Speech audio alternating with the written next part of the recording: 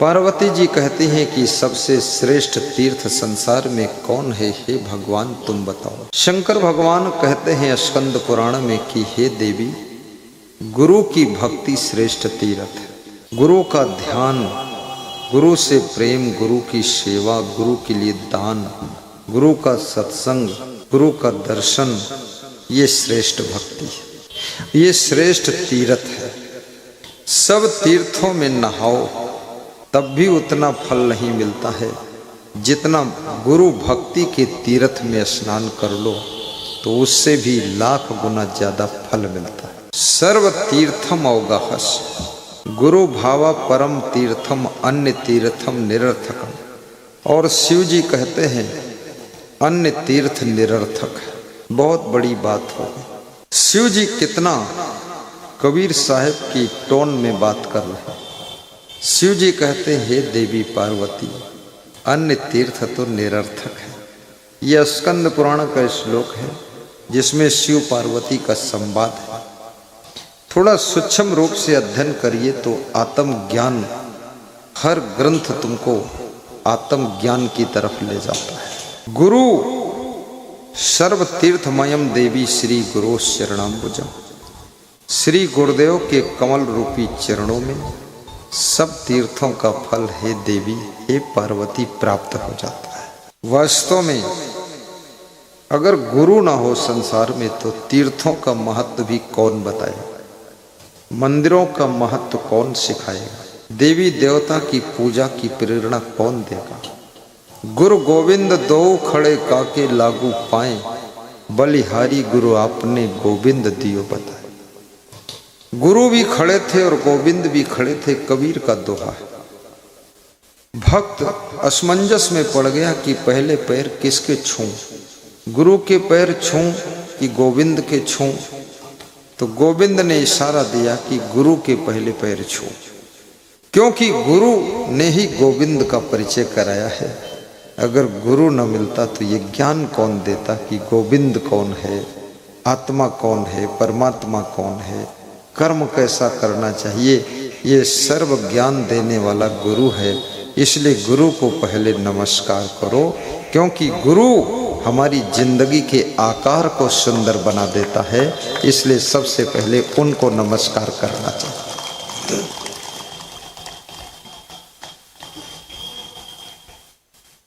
और गुरु सबको बनाना चाहिए, गुरु दीक्षा भी लेना चाहिए। गुरु मंत्र के बिना मनुष्य जीवन पाना ऐसे ही जैसे दो पैर के बिना पूंछ के बिना सींग के जानवर बन करके जी रहे। जानवर भी खाता है, तुम भी खाते हो। जानवर सोता है, तुम भी सोते हो। जानवर बच्चे पैदा करता है, पालन पोषण करता है, तुम भी बच्चे पैदा करते हो, पालन पोषण करते हो। चिड़िया भी घोंसला बनाती, तुम भी घर बनाते हो। और तुम भी अपने पेट भरने के लिए दिन भर दौड़ते हो। चिड़िया जानवर भी दिन भर अपने पेट भरने के लिए कुछ ढूंढते रहते हैं।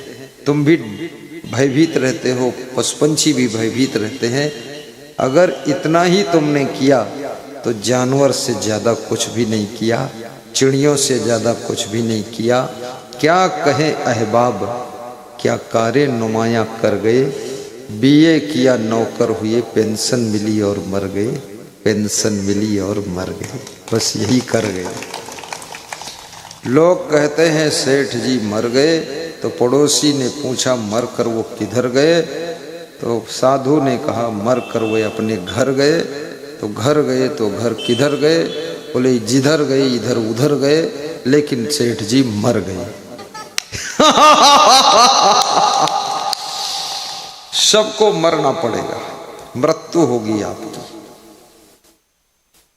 क्योंकि ये शरीर ही मरण धर्म है, क्योंकि ये संसार ही नश्वर है, क्योंकि ये जगत क्षण भंगुर है।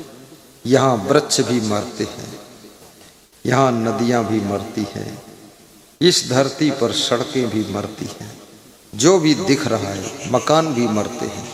90 साल के बाद मकान भी खंडहर होकर गिर जाते हैं।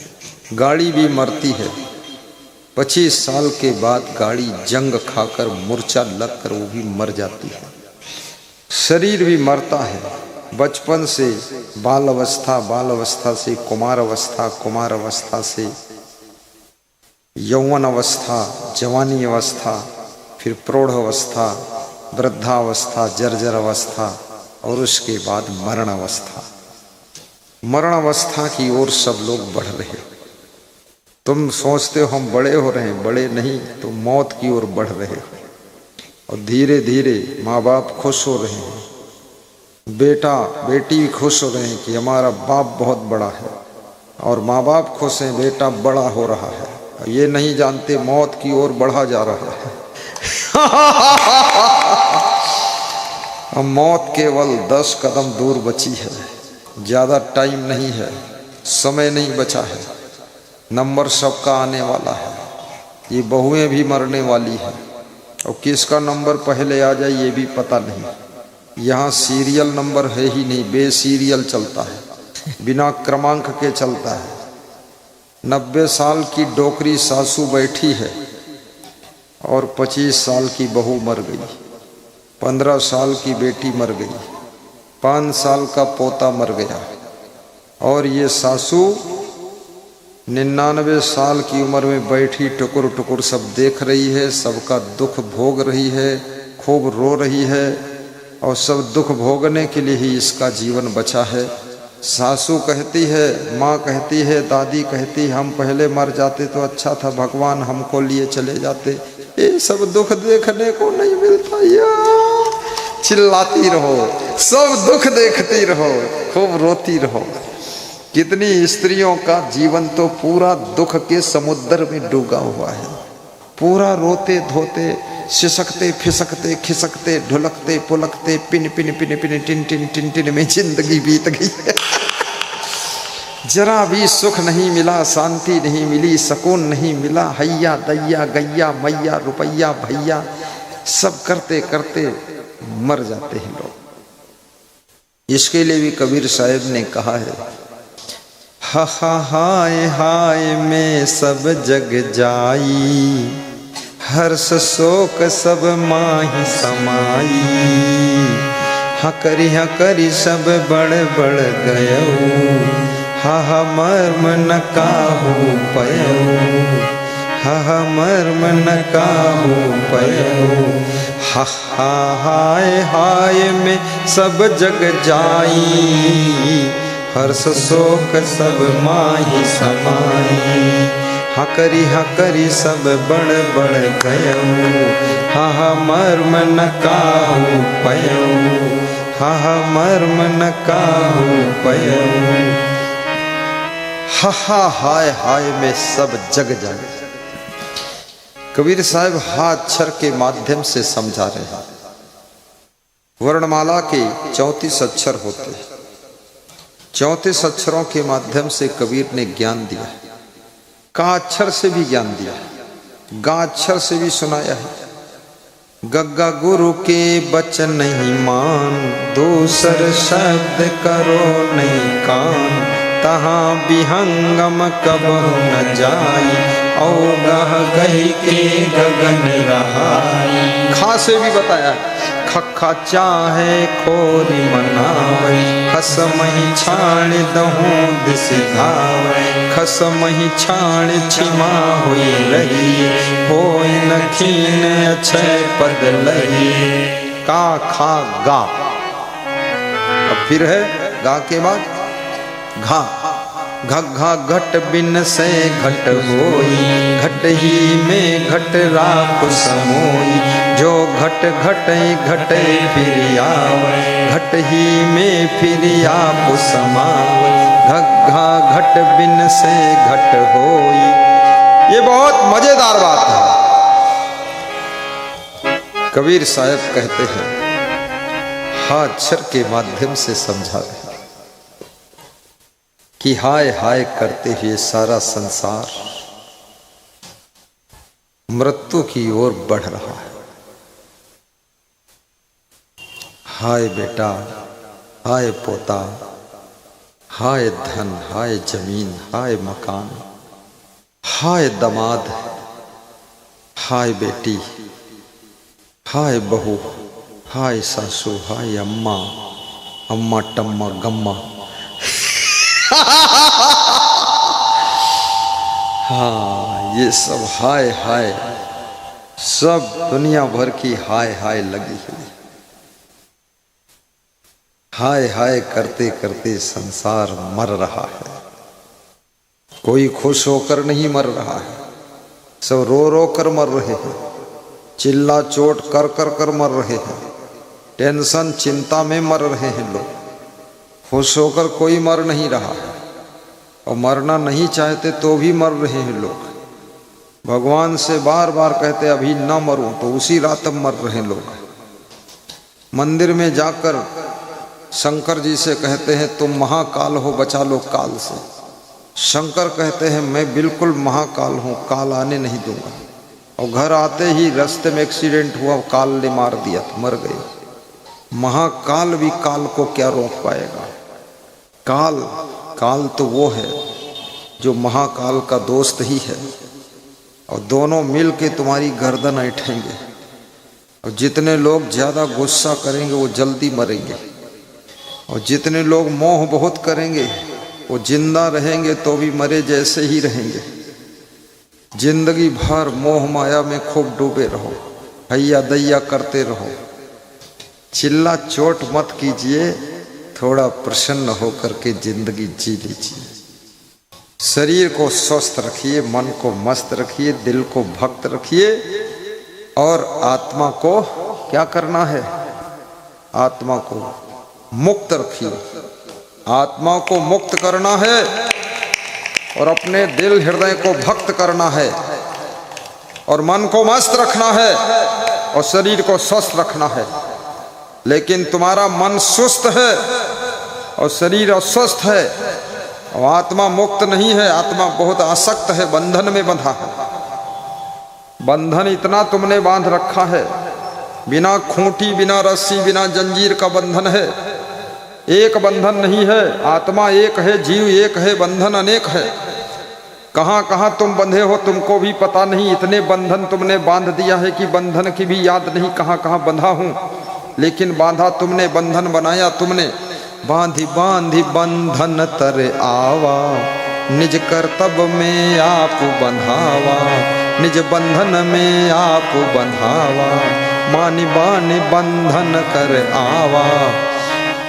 तुम इतने बंधन बना लेते हो, यहाँ तक तुम बीड़ी में बंध गए, सिगरेट में बंध गए, गांजा में बंध गए, दारू में बंध गए, मांस मछली अंडा मुर्गा चाय में बंध गए। चाय न मिले तुम चिल्लाते हो, दुखी हो जाते हो। कितना बड़ा बंधन है। तुम कहाँ कहाँ बंधे हो, अच्छी साड़ी में बंधे हो, साड़ी सही न मिले तो पति की नाक दबा देगी औरत, मार डालूंगी अगर साड़ी सही नहीं मिली।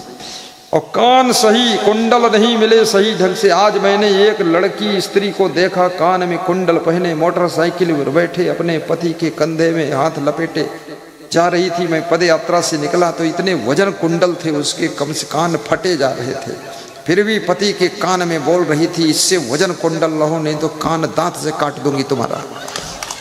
बड़ी कटही औरत थी वो, खतरनाक पति को लिपटती है, मूर्ख है।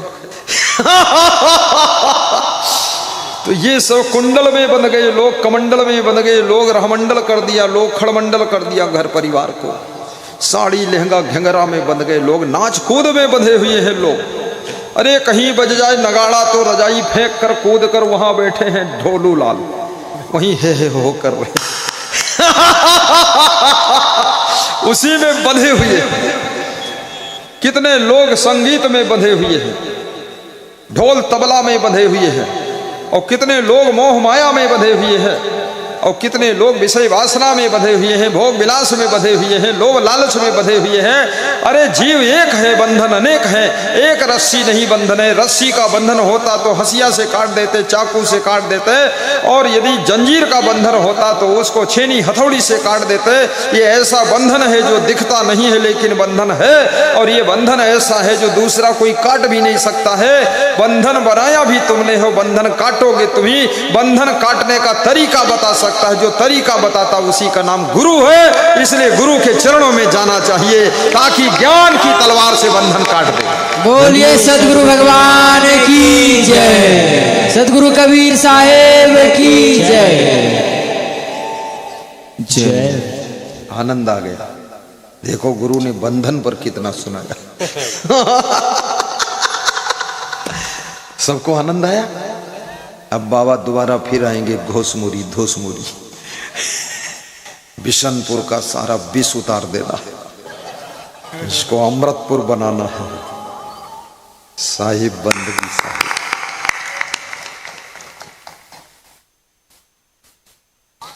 बहुबंधन से बांधिया, कबीर साहब की साखी है, कबीर का दोहा है। देखो कितना है। साहब क्या कह रहे हैं? बहुबंधन से बांधिया एक बिचारा जीव, एक बिचारा जीव बंधन में जो बंध गया वो बिचारा हो गया।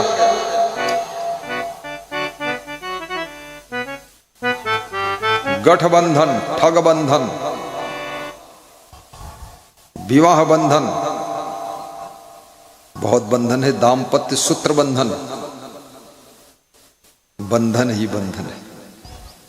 गुरुदेव बंधन से मुक्त करने के लिए तुम्हारे पास में आए हुए हैं। बंधन। शिवनंदन पंडित घरारी मानसी के चंवर डुला रहे, श्रद्धा अपार है। केवल इनका मन अब गुरु के चरणों में बंधा हुआ है।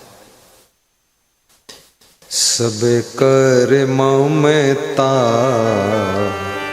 तागे बटोरी, सबकी ममता के तागे बटोर करके एक रस्सी बनाइए। उस रस्सी का नाम है श्रद्धा की रस्सी, आस्था की रस्सी। और उस रस्सी को गुरु के चरणों में बांध लीजिए। याद रखना, दुनिया के सभी बंधन से छूटने के लिए गुरु के भक्ति के बंधन में बंधना पड़ता है। एक चुभे हुए दर्दनाक कांटा को निकालने के लिए दूसरा कांटा उठा करके उस कांटे को खोद कर निकालना पड़ता है, तब तुम्हारा शरीर दर्द से मुक्त हो जाता है। दुनिया के सारे बंधन को तोड़ने के लिए गुरु के श्रद्धा के बंधन में बंधना पड़ता है। सब कर ममता ताग बटोरी,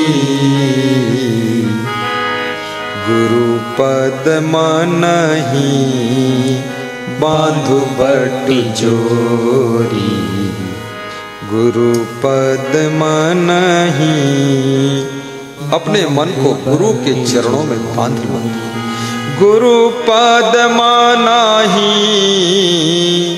बांधु बट जोरी, सब कर ममता ताके बटो। गा दे कैली बाई, कैली देवी बोल। ममता ताके बटोरी। बहुत सारे लोगों के नाम मैं बोलता हूँ। पिछले गांव जहाँ से मैं आया हूँ, बल्ली कित्ता बांका जिले में, वहाँ कबीर आश्रम, तो वहाँ के मुखिया कह रहे थे, बाबा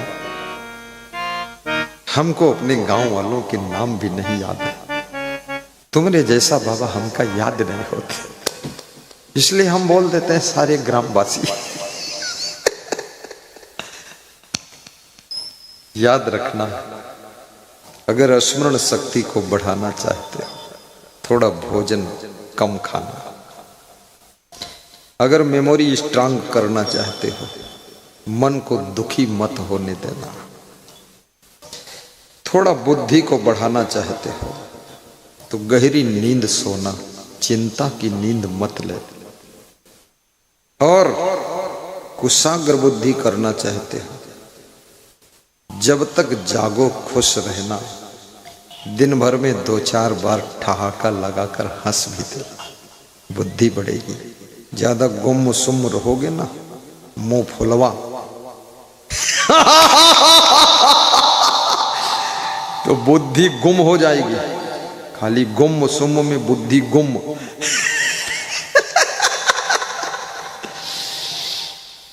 कितने लोग गल फुलवा है, कोई मुंह फुलवा है। छोटी सी बात से नाराज हो गए, मुंह फुला के बैठ गए, बिना हवा के गुब्बारा फूला है। अब देखो ये गुब्बारा कब फटेगा। और ज्यादातर गुब्बारा पति के ऊपर फटता है। इसलिए पति लोगों पर इतने बम फूट चुके हैं कि सारे पति अधमरे हैं, थोड़ा थोड़ा जिंदा है।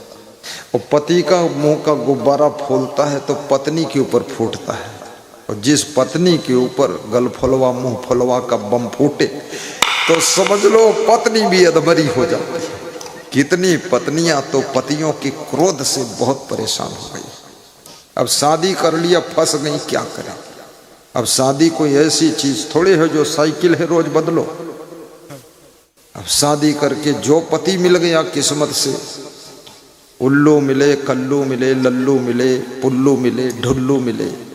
अब शादी करके फंस गया, पति भी फंस गया। कई बार ऐसी पत्नी मिलती है, पत्नी तो कम है कुतनी ज्यादा है, रोज काट काट खाती है। और कितने लोगों को तो पत्नी मिली, हथनी मिली, और क्या क्या झगड़ा लड़ाई, बिल्कुल लड़ाकू जेट विमान मिली है। अरे खतरनाक सुपर्णखा ना मालूम कहाँ कहाँ चक्कर काटती रहती। हाँ, पति ढूंढता ही रहता है कि कहाँ गई, इंडिया निकल गई फटाक से लंका से कूद के। तो याद रखना, अपना स्वभाव सुधारना है। शरीर को स्वस्थ रखने के लिए योगा कीजिए। क्या करना है? योगा।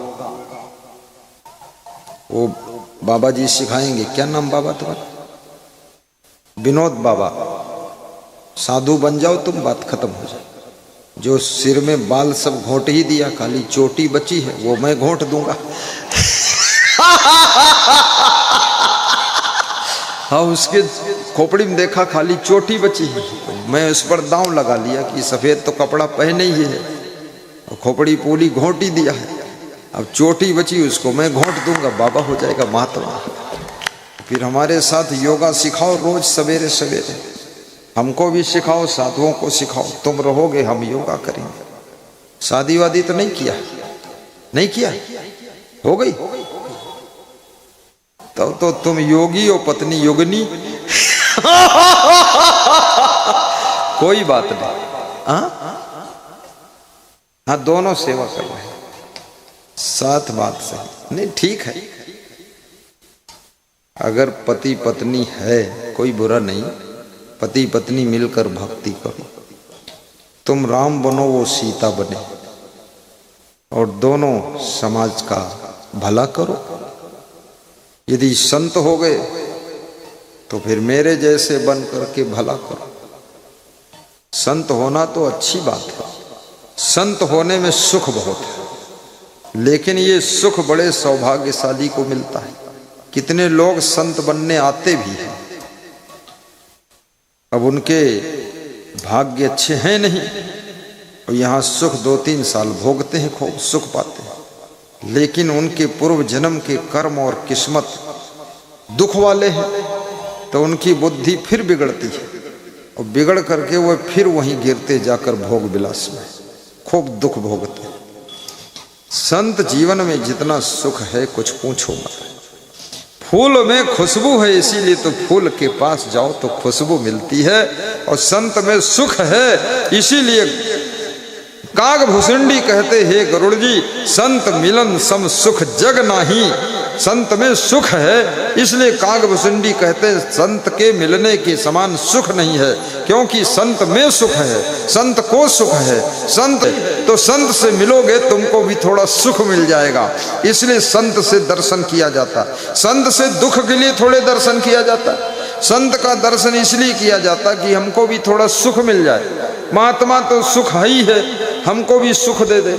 संत मिलन सम सुख जग नाही, नहीं दरिद्र सम दुख जग माही। संत मिलन सम सुख जग नाही, वाह वाह। नहीं दरिद्र सम दुख जग माही। दरिद्र से बड़ा दुख नहीं है संसार में, और सबसे बड़ा दरिद्री वह है जिसके पास रुपया कम है, वो दरिद्री नहीं है। सोना चांदी कम, वो दरिद्री नहीं है। जिसके पास में दौलत कम है, वो दरिद्री नहीं है। सबसे बड़ा दरिद्री है कौन? वह जो जिसके पास में संतोष रूपी भी धन नहीं है, वो सबसे बड़ा दरिद्री। गोधज धन और रतन धन खान, और जब आवे संतोष धन सब धन धूल समान। जब आवे संतोष धन सब धन धूल। संतोष, जो भी दुनिया में सुख चाहता है जरा संतोष रखिए, धैर्य रखिए, तसल्ली रखिए, गम खा लीजिए, नम्रता रखिए, बहुत सुख मिलेगा। संतोष सुख है, रहो तो हृदय जुड़ाए। कबीर साहब ने बीजक में कहा है संतोष में सुख है, लेकिन संतोष पूर्वक रहो तो जो हृदय में दुख की आग लगी है, ज्वाला जल रही है, वो सब ठंडी हो जाएगी और संतोष के शीतल लहरों में तुम सुख पा जाओ। संतोष जय। लेकिन संतोष का गलत अर्थ मत कर लेना। कितने लोगों ने संतोष का अर्थ बना लिया कि भोजन ना बनाना संतोष है। भोजन खाने में संतोष नहीं, बनाने में संतोष। अरे चुट्टी, भोजन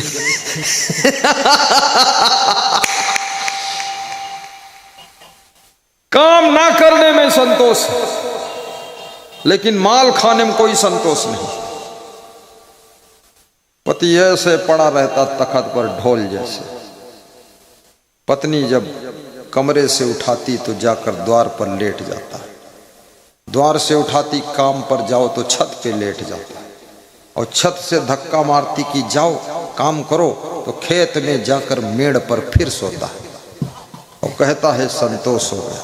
और दोहा सुनाता है कि अजगर करई न चाकरी, पंछी करई न काम, और दास मलू का यो कहें सबके दाता राम, सबके दाता राम। कौन का दोहा बनाया है? मलूक दास ने गलत दोहा बना दिया।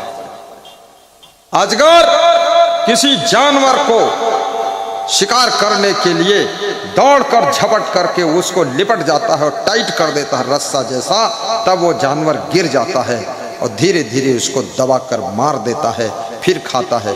उस जानवर को पकड़ने में, उसमें लपेटने में और उसको मारने में कितनी अजगर को मेहनत करना पड़ता है। तुम कहते हो अजगर करे ना चाकरी, अरे तो बहुत खतरनाक है। कहीं जानवर खतरनाक हो तो अजगर को ही मार दे, लेकिन अजगर सांप इतनी मेहनत से पेट भर पाता है। जिसने दोहा बनाया वो गलत दोहा है। इस दोहा को आज इस धरती पर काट रहा हूं मैं, कट गया दोहा। तुम कोई अजगर सांप हो, तुम मनुष्य हो।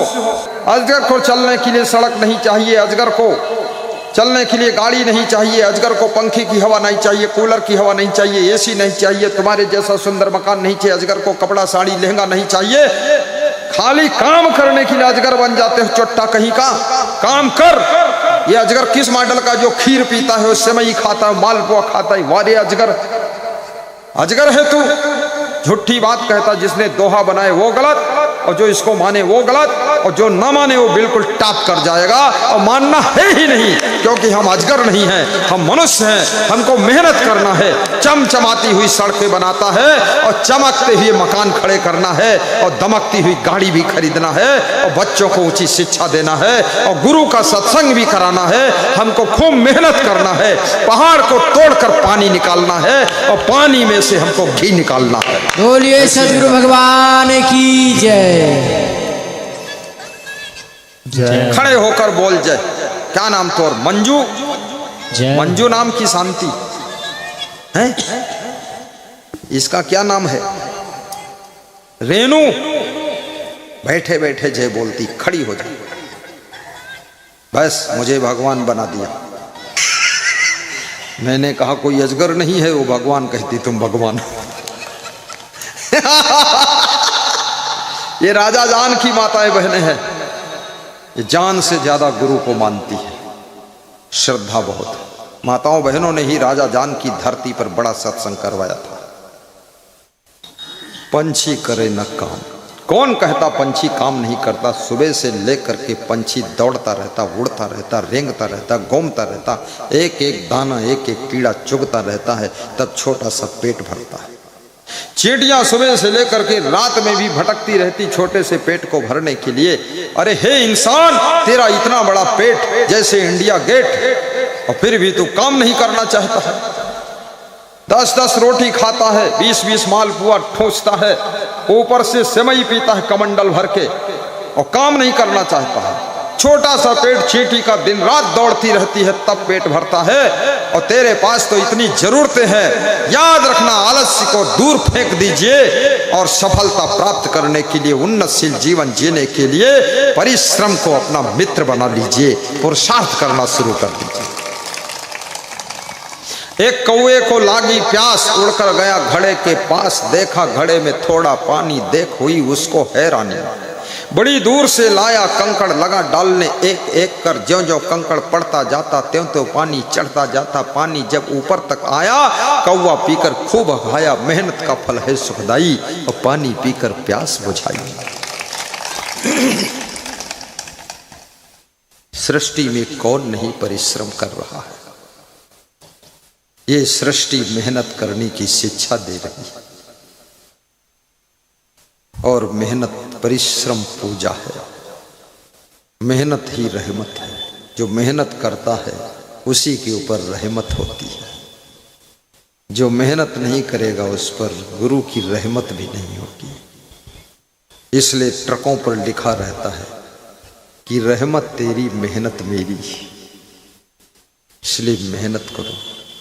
अतिशय रगड़ करे जो कोई, अनल प्रकट चंदन से हुई। रसरी यावत जात ही सिल पर बनत निशान, करत करते अभ्यास ये जड़मत होत सुजान। परिश्रम तुमको धनवान बनाता है। माता पिता की सेवा भी करो। पिता के पास बैठ कर दिया करो। पिता के पैर छू लो, माँ के पैर छू लो। अपने पति के दिन में एक बार पैर छू लो। और नानी नाना का भी आदर करो। जिनका जिनका तुम आदर करते हो उनका उनका तुमको आशीर्वाद मिलता है। माता पिता का आशीर्वाद यदि नहीं ले सके तो याद रखना, गुरु का आशीर्वाद फिर कैसे ले पाओगे। सास ससुर का भी आशीर्वाद प्राप्त कीजिए। अपने बहुओं की शुभकामना भी हर सासू को लेना चाहिए। शुभाशीर्वाद तो गुरु भगवान देंगे, लेकिन तुम्हारी बहुएं, तुम्हारे बच्चे भी तुम्हारे लिए शुभ कामना कर सकते हैं। इसलिए बहू को भी दुख मत दो। बहू, फूल और गुरु और बालक, ये चार बहुत कोमल होते हैं। बालक को कोमलता से संभालिए, बहू को प्रेम भाव से संभालिए, और गुरु को श्रद्धा भाव से संभालिए, और फूल को कोमल हाथों से तोड़िए, अन्यथा फूल की पंखुड़ियां उखड़ जाएंगी, फूल कुचल जाएगा। बहू को ज्यादा टाइट कर दोगे तो बहू दुखी हो जाएगी, और गुरु को अगर कोमलता से नहीं डील किया तो गुरु संकोच में पड़ जाएगा। और बालक को ज्यादा कठोर व्यवहार करोगे तो बालक बहुत रोएगा। इसलिए बालक, बहू, फूल और गुरु। और याद रखना, फूल के बिना फुलवारी सूनी है, बालक के बिना आंगन सूना है, बहू के बिना तुम्हारा घर सूना है, और गुरु के बिना तुम्हारी जिंदगी सूनी है, जिंदगी सूनी है। शिष्यों के बिना आश्रम सूना है। जिस आश्रम में संत नहीं, भक्त नहीं है, वो आश्रम भी सूना है। ये स्थान वही है। कल यहां पर सूनापन था, आज यहाँ कितनी रौनक है।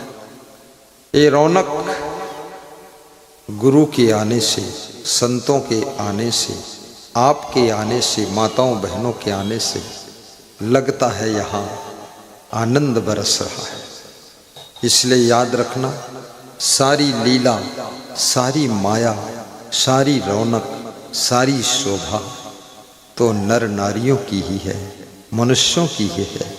इसलिए बहुओं को खुश रखने का प्रयास करो, बच्चों को कोमलता के साथ संस्कार दो। कभी गलती हो जाए डांट दो, लेकिन फिर थोड़ी देर के बाद उनसे प्रेम करो।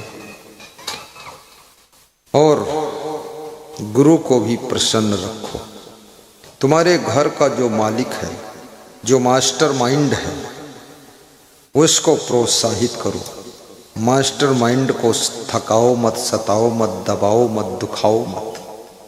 जो घर के विकास का जिम्मेदारी लेकर काम कर रहा है, उसको मास्टर माइंड कहते हैं। जो हर डिसीजन लेता है, निर्णय करता है, फैसला लेता है क्या करना है। उसके दिल को दबोचने की कोशिश मत करो, उसको प्रफुल्ल रखो। क्योंकि याद रखना, भारतीय जनता पार्टी वही है जो 20 साल पहले भी थी, लेकिन 20-30 साल पहले ये पार्टी हारती थी। कांग्रेस पार्टी वही है जो 15 साल पहले थी।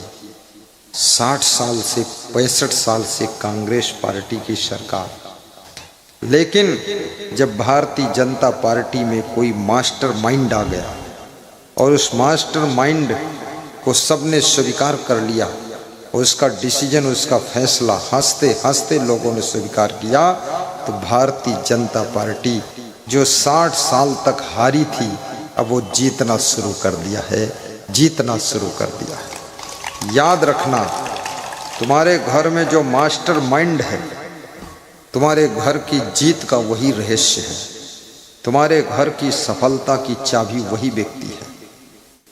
केवल मेहनत से बहुत कुछ नहीं मिलेगा, लेकिन सही दिशा में थोड़ी मेहनत करोगे तो बहुत फल मिलेगा।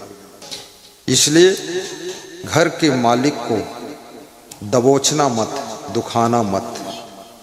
वो मास्टर माइंड है, उसको संभाल कर रखना। जैसे लंका में उग्रवाद फैला हुआ था, उग्रवाद जो था वो लिट्टे उग्रवादी थे, उनका नाम लिट्टे था। उसका जो मुखिया था प्रभाकरण था, और प्रभाकरण जब तक रहा, लंका सरकार की नाकों में दम कर दिया। जिस दिन प्रभाकरण को मार दिया गया, 3 लाख उग्रवादी सशस्त्र और वर्दी में चलते थे, जैसे मिलिट्री चलती। मास्टर माइंड प्रभाकरण की मृत्यु के बाद वे 3 लाख भी खत्म हो गए। याद रखना, तुम्हारी गाड़ी में एक स्टीयरिंग होता है। स्टीयरिंग जब गलत दिशा की ओर मुड़ता है, पूरी गाड़ी गड्ढे में गिर जाती है। इसलिए मास्टर माइंड तुम्हारे परिवार का स्टीयरिंग है। अगर वो सही दिशा की ओर लेकर चल रहा है, तो परिवार की गाड़ी सफलता और सुख और शांति और उन्नति और सम्मान की मंजिल पर जरूर पहुंचती है, मंजिल पर जरूर पहुंचती है। कभी कभी किसी किसी के घर में 2-3 मास्टर माइंड होते हैं, तब बहुत ज्यादा उन्नति होती है। बुद्धिमान को भी बुद्धिमान से तालमेल बिठाना चाहिए। बुद्धिमान को दूसरे बुद्धिमान से अभिमान नहीं दिखाना चाहिए, ईर्ष्या नहीं करना चाहिए। क्योंकि एक बुद्धिमान जितना सोच सकता, अगर 4 बुद्धिमान सोचेंगे तो और कमाल हो जाएगा। देवरानी जेठानी मिल करके विचार कीजिए, शादी होते ही बंटवारा मत कीजिए। थोड़ा गम खा करके साथ साथ में रहना भी सीखिए। कितनी लड़कियां शादी करके ससुराल में आती हैं तो घर से ही कसम खाकर आती हैं, मायके से चलते ही अलग होना है, अलग पार्टी बनाना है, भारतीय स्वतंत्र पार्टी बनेगी और चुनाव निशान चक्कू रहेगा।